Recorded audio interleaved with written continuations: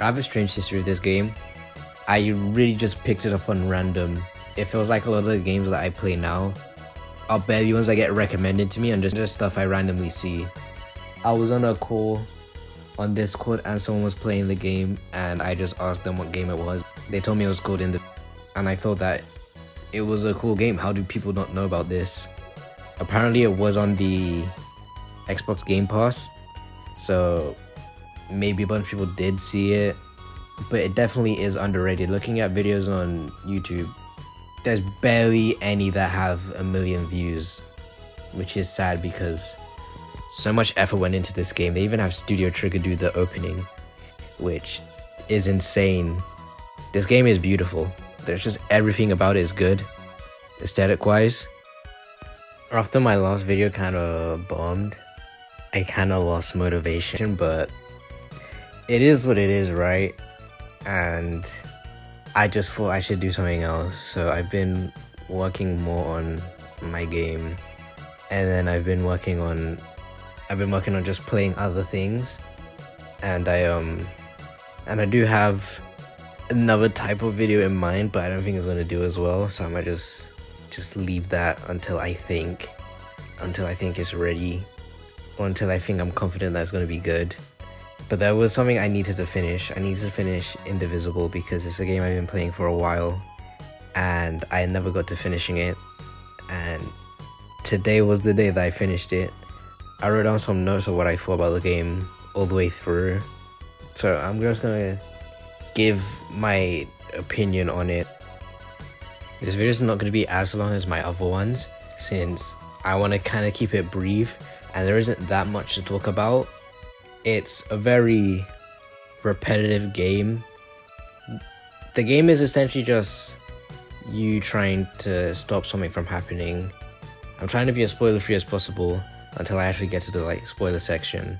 But yeah, you're trying to stop something from happening. And on the way, you meet a bunch of people. Some of them are optional, some of them are mandatory. I really like that some of them are mandatory, and the mandatory ones can really range from being really good or really bad, but you can still hold your own against the mandatory cast if you want to just play the game and get it done with. I think I found everyone apart from 2 people, because at the end scene it kind of shows everyone, but some parts were kind of blank, so I'm gonna assume that I didn't find everyone. The game is a lot of genres at once, and usually when they do something like this, when a game usually tries to implement other genres, it usually fails. Kind of like how fighting games try to have a story mode, but it usually just flops really hard. For this, they try to do everything. They try to do RPG, platforming.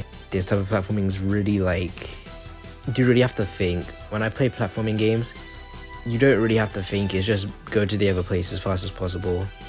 Or for this one, they implement a lot of abilities that you have, and at the end you get a lot of mobility, but as you level up, so does the platforming. The jumps are a lot stricter now, but going back to the old places makes it a cakewalk when you might have struggled in the last place. The game's battle system is really good as well. Enemies appear on the platforming stage and you can either avoid them. There's an ability that you get that just freezes them, so you don't even have to fight anyone. I kind of did that during the end. It was really smart, just thinking of ways to avoid as much people as possible, because I just kind of wanted the game to end. That sounds really negative. I do like the game. I'll get onto why I did that later. Everyone gets a corresponding attack with the controller button. I don't know how it would work on PC, like keyboard, but why would you play this game on keyboard? It's exactly like a fighting game, but a simple input one like Smash or Fantasy Strike or DNF Ball. So there's no actual motion inputs, it's just directional ones. Everyone has up and down. They each do different things. If you use the same one again, your attacks, you get a set amount of attack, and they recharge after you do your attacks. And if you do the same attack, so if I just do neutral attack all the time, it will take longer to recharge if I just do an up attack. I never really felt a difference, even when I was spamming a lot. And the enemy's attacks are really good as well. Depending on who they hit, you have to press the button of that character that you're on. Depending on who the enemy hits, you have to press the block button for them. So your attack button becomes a block button when it's the enemy's turn. And if you block exactly on time, you regain some health. And if you're on 1 HP, you can't die. Even if the perfect block does a lot of damage, you can't die. I really like that since it really brings a skill gap, and it's really fun when your characters are 1 HP and you just have to really just think about what their attacks patterns were, which kind of makes the game easy, especially when it's a boss, because it's more of a one-on-one and they usually don't have a lot of attacks. The story and the characters in this game are really mixed. I think the story is super generic and just boring as hell. When they try to actually do something like plot-wise and leave out the characters, it's really a bore fest, but the characters are so good. The characters are pretty much the only reason why I actually gave a shit about the cutscenes, because the characters were really good. There were some parts that felt really corny and forced, like Arjuna trying to get sort of a redemption arc. The only thing plot-wise that I thought was really good was Dar's death. I think that part was really good. The way that it happened, it wasn't predictable at all, and it made sense for his character to do that because he was actually trying to change, and Arjuna just like being realistic about it, because Dar did kill her dad, and you know, you can't just instantly forgive someone for that. But she could tell that he was changing and still gave her condolences. There's a part in the game where you need permission from these monks to go somewhere, and you can tell that Arjuna's getting more and more pissed. I think this is really good foreshadowing to show that she's not exactly perfect, and maybe colors take it a part of her or something like that. It feels natural that she's not a perfect person and feels normal emotions. She feels like she needs to actually do something because a lot of bad stuff happens in the game, and it is her fault. She goes to a lot of these worlds, and a lot of the people she's with tells her that she should really rethink what she's doing, but she's too blinded by trying to save everyone that she doesn't realize that she's hurting people. And as a person playing, I was on Arjuna's side, but I was kind of confused on like, wait, we're actually not doing good things. We're doing good things, but they're morally questionable. Like for instance, in the first place you go to, there are these people that want to be sealed underground, and we unseal it to help us get our power. But Dar keeps reminding us that we should probably ask them why they're being sealed or why they want to be sealed. And Anja just says that she doesn't care and she needs to get it done, and which makes sense given the context of her character.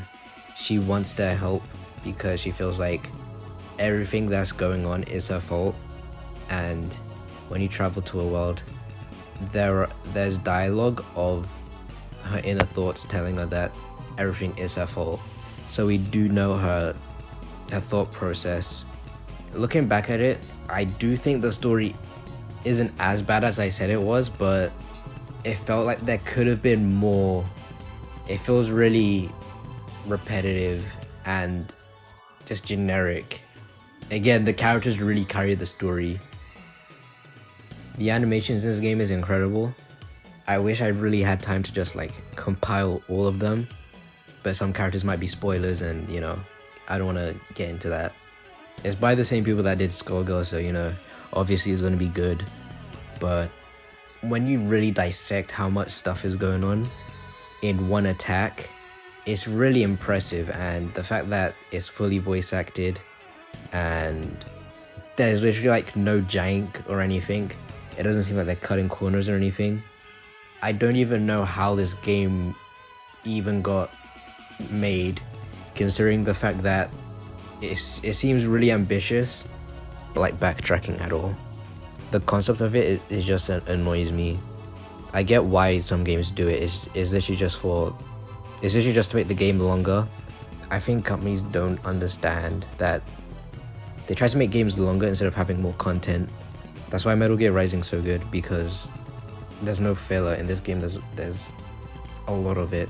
Without spoiling, you kind of have to travel the world to get new abilities, and sometimes they're really vague, so you go back into other worlds just looking around a lot.